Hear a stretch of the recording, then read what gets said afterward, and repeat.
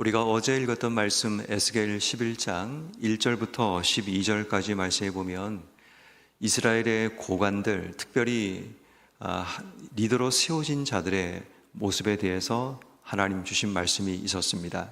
특별히 그 가운데 블랴다라는 오늘 본문 13절 말씀에 나오는 이 블라데아라는 사람도 있었는데, 이 사람의 이름의 뜻은 여호와께서 구원하신다라는 의미가 있습니다. 다시 말해 하나님께서 우리를 구원하시기를 간절하게 소망하는 그런 이름을 가졌던 이 블라다라는 이 사람이 갑자기 죽음을 맞이하게 됩니다. 아마도 이 에스겔이 볼 때는 이 죽음이 단순한 죽음이 아니었고 하나님께서 그들을 치셔서 죽게 하신 죽음으로 보았던 것 같습니다. 그래서 즉각적으로 오늘 보면 13절 뒷부분에 보니까 내가 엎드려 큰 소리로 부르짖어 이러기를 오라 주 여호와여 이스라엘의 남은 자를 다 멸절하고자 하시나이까 라고 에스겔이 하나님께 기도합니다. 특별히 우리가 주목해야 될 단어는 남은 자라는 겁니다. 에스겔이 보기에 지금 남은 자를 하나님이 다 멸절하신다라는 굉장한 위기감을 에스겔이 우리에게 보여주고 있습니다. 그래서 오늘 우리가 주목해야 될 단어는 이 남은 자와 여호와의 영광이라는 이 개념으로 본문의 말씀을 살펴보면 이 말씀이 우리에게 어떻게 우리를 이끌어 가는지, 또 이 말씀이 우리의 삶을 어떻게 우리의 삶의 자리를 요구하시는지를 우리는 살펴보게 됩니다. 특별히 에스겔이 남은 자를 다 멸절하시나이까 라고 하나님께 중보하며 기도하게 되자 하나님의 응답이 바로 이어서 14절 말씀에 나타나게 됩니다. 여호와의 말씀이 내게 임하여 이르시기를 15절 인자야 예루살렘 주민이, 여기서 말하는 예루살렘 주민은 남은 자를 의미합니다. 포로로 끌려가지 않고 지금 예루살렘 그 전쟁의 어려움 가운데도 살아남아 있는 바로 그 남은 자를 의미합니다.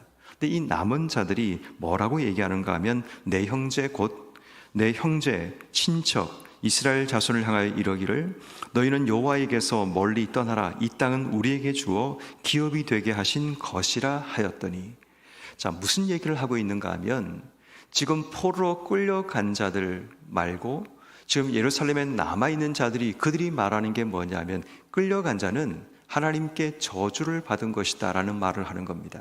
그리고 남아있는 우리가 하나님의 은혜를 입은 것이다 라고 이야기합니다. 그리고 얘기하기를 이 땅은 하나님께서 우리 남은 자에게 기업을 주시는 땅이다 라고 이야기를 합니다. 남은 자들이 그들 속에 숨어 있었던 교만을 드러내게 됩니다. 그들이 성읍이 감하고 우리가 고기라고 말했던 그 말씀을 어제 우리 말씀을 통해 기억하게 됩니다.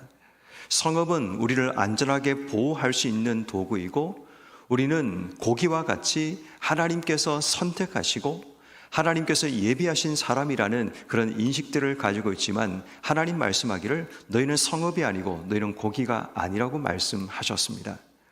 근데 지금 남아있는 자들이 여전히 그 주장을 하고 있는 겁니다. 남아있는 우리는 하나님의 특별한 은혜를 공급받은 자이고 끌려가는 자들, 죽은 자들은 하나님의 저주를 받은 자들이다라는 이야기를 하고 있는 겁니다.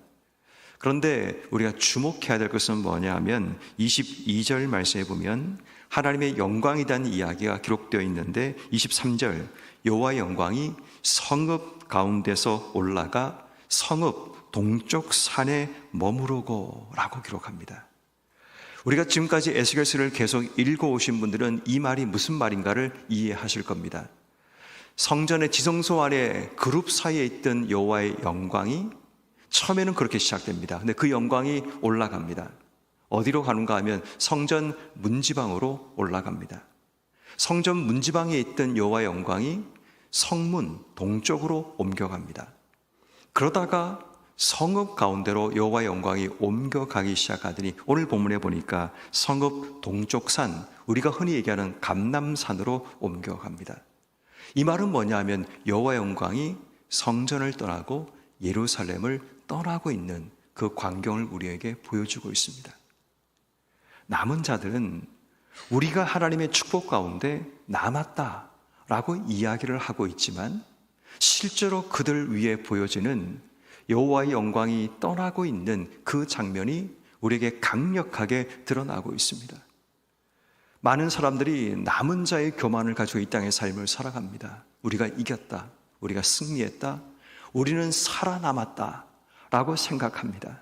우리는 살아남았기 때문에 이 땅이 다 우리 것이 되고 우리는 이 땅에서 다시 시작할 수 있다라는 착각 속에 살아가지만 여호와의 영광이 떠난 자리에서는 어떤 일도 일어날 수 없습니다. 지금 우리가 가장 주목해야 될 한 가지는 여호와의 영광이 어디에 있는가, 그 여호와의 영광이 어디를 향하고 있는가를 주목하지 않으면 우리의 생각에는 내 생명은 살아남았지만 여호와의 영광이 떠난 곳에서는 어떤 일도, 어떤 능력도 나타나지 않는다라는 겁니다. 그러므로 오늘 우리는 우리 속에 숨어있는 남은 자의 교만들을 돌아봐야 됩니다. 내가 살아남았기 때문에 내가 이긴 것처럼 보이고 내 속에 하나님 영광이 있는 것처럼 착각하며 살아갈지 모르지만 정말 여호와의 영광이 우리 안에 계시는가? 여호와의 영광이 정말 우리의 삶에 통치하시고 다스리시는 그 능력이 나타나고 있는가를 우린 돌아봐야 합니다. 자, 그런데 오늘 성경 말씀인 16절 말씀에 보면 너는 말하기를 주 여호와의 말씀이 내가 비록 그들을 멀리 이방 가운데로 쫓아내어. 자, 하나님께서 예루살렘에 있던 자들을 쫓아내신 자들의 이야기를 소개합니다. 여러 나라에 흩었으나 그들이 도달한 나라에서 내가 잠깐 그들에게 성소가 되리라. 자, 굉장히 중요한 말씀이 기록되죠.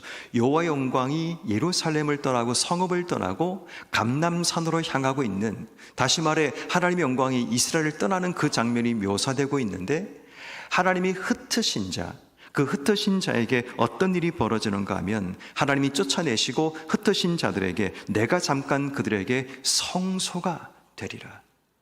하나님께서 쫓아내신 그 흩으신 바로 그 자리에서 하나님이 내가 너희에게 성소가 되리라는 말은 지금 그들이 바벨론에 끌려가고 포로가 된 바로 그 자리에 하나님이 성소를 세우시겠다는 말씀입니다. 이건 굉장히 중요한 말씀입니다. 우리 인생이 쫓겨나고 흩어지고 세상 사람들의 손가락질과 조롱을 받는 그 삶의 자리에 있더라도 하나님의 성소가 우리에게 함께 계신다면 그 자리가 하나님의 은혜의 자리가 되고 우리의 삶에 가장 강력한 하나님의 은혜로 충만한 자리가 될 수 있는 겁니다. 지금 내가 있는 자리가 어디냐가 중요한 것이 아닙니다. 지금 내가 예루살렘이냐 바벨론 포로이냐 그게 중요한 것이 아니라 하나님의 성소가 지금 어디에 머물고 있느냐, 이것이 우리에게 중요하다는 겁니다. 다시 말해 눈에 보이는 환경과 상황보다 지금 하나님이 어디에서 우리에게 역사하고 계시는지, 지금 하나님께서 우리에게 어떻게 역사하고 계시는가를 살펴보고 그걸 주목하는 것이 필요합니다. 다시 말해 비록 쫓겨나고 비록 흩어진 삶의 자리에 있더라도 하나님이 잠깐 우리에게 성소화 되시는 바로 그 자리가 우리가 다시 시작하는 자리가 되고 바로 그곳에서 우리는 하나님의 은혜를 다시 경험할 수 있게 되는 겁니다. 그래서 성경은 이렇게 말을 하죠. 17절 말씀에 또 너는 말하기를 주 여호와의 말씀에 내가 너희를 만민 가운데 모으고 흩은 여러 나라 가운데서 모아내고 이스라엘 땅을 너희에게 주리라. 지금은 너희가 끌려가고 흩어지고 쫓겨났고 힘들고 고통스럽지만 다시 하나님께서 모으시겠다. 다시 하나님께서 너희에게 그 땅을 주겠다고 말씀하십니다. 그래서 저는 오늘 성경 말씀에 예루살렘의 남은 자, 눈에 보이는 남은 자가 아니라 비록 쫓겨나고 흩어질지라도 하나님의 영광이 남아있는 자, 그들이 바로 남은 자라고 볼 수 있는 겁니다. 그래서 18절 이하의 말씀은 그 남은 자들에게 하나님께서 어떤 삶을 요구하시는지, 그 남은 자에게 하나님이 어떻게 그들을 변화시키는가를 18절, 19절 말씀에 소개하고 있는데, 내가 그들이 거기로 가서 그 가운데 모든 미운 물건과 모든 가장 것을 제거하여 버릴지라. 19절, 그들에게 한 마음을 주고 그 속에 새 영을 주고 그 속에 돌 같은 마음을 제거하고 살처럼 부드러운 마음을 주어 20절, 율례를 따르며 규례를 지켜 행하게 하리니 그들은 내 백성이 되고 나는 그들의 하나님이 되리라. 하나님과의 관계가 회복되고 그들 마음속에 악한 것들을 제거하여 버리고 한 마음과 새 영을 통해 율례와 규례를 지켜 행하는 새로운 하나님의 나라, 그 나라가 세워질 것을 말씀하고 있는 겁니다. 저는 오늘 우리에게 이 마음을 함께 품고 기도했으면 좋겠습니다. 때로는 우리가 흩어지고 쫓겨나고 깨어지고 분리되고 갈라진 우리의 삶의 자리에 서 있더라도 하나님의 영광이 어디 있는가를 찾아가야 합니다. 하나님의 영광이 없는 이긴 자의 자리에 있는 것이 아니라 하나님의 영광이 거하는 흩어진 자리, 깨어진 자리, 쫓겨난 자리에 하나님의 영광이 그 속에 계신다면 우린 그 속에 있기를 기도해야 합니다. 그리고 하나님이 다시 우리를 모으시고 다시 하나님이 우리에게 새 영을 주시고 한 마음으로 모으시고 우리 속에 갈라진 마음, 깨어진 마음이 아니라 부드럽고 새로운 마음을 우리 속에 허락하셔서 다시 하나님 말씀이 우리에게 원칙이 되고 원리가 되어 그 말씀을 따라 살아가는 우리의 삶, 더 나아가 내가 하나님 백성이 되고 하나님이 우리의 하나님이 되는 새로운 하나님과의 관계가 우리 속에 세워지는 바로 그러한 교회, 그러한 나라, 그러한 우리의 삶이 되기 위해 우린 기도하며 나가야 하는 겁니다. 그러므로 오늘 이 새벽에 우리가 하나님께 기도해야 될 중요한 것, 누가 남은 자인가라는 겁니다. 실제로 이 사람이 남아있어서 이긴 자처럼 보이는 그들이 남은 자가 아니라 쫓겨나고 흩어지고 버림받고 수많은 고생과 어려움 속에 처해 있고 눈에 보이는 소망도 없어 보이는 그들에게 하나님의 성소가 잠깐 그들과 함께 있음을 통해 그들을 다시 위로하고 힘을 주는 자, 그들이 바로 하나님이 남기신 자들, 하나님께서는 그들을 다시 돌아오게 만드셔서 그들을 통해 그 땅의 악한 것들을 제거하시고 돌처럼 굳어진 마음들을 제거하실 바로 그러한 자들이 남은 자라면 오늘 우리가 기도해야 될 중요한 한 가지 제목, 남은 자의 교만들을 우리 속에 버리고 남아 하나님께서 남겨두신 자의 믿음과 소망으로 주신 삶을 살아가는 삶, 이것이 우리가 오늘 기도해야 합니다. 우리 속에 있는 교만들을 철저하게 내려놓고 하나님께서 우리를 흩으셨다면 다시 모으실 분도 하나님이라는 사실을 기억하고 하나님의 성소가 우리 안에 온전히 세워지기를 기도해야 합니다. 그리고 하나님의 영광을 중심으로 우리 모두가 함께 모여 하나님의 새로운 역사를 만들어내고 또 하나님께서 우리와 다시 새로운 관계를 만들어내시기를 기도하며 준비하는 교회, 우리의 삶이 되기 위해 우리는 오늘 이 새벽에 기도해야 됩니다. 하나님 영광이 떠나시면 어떤 일도 우리 속에 일어나지 않습니다.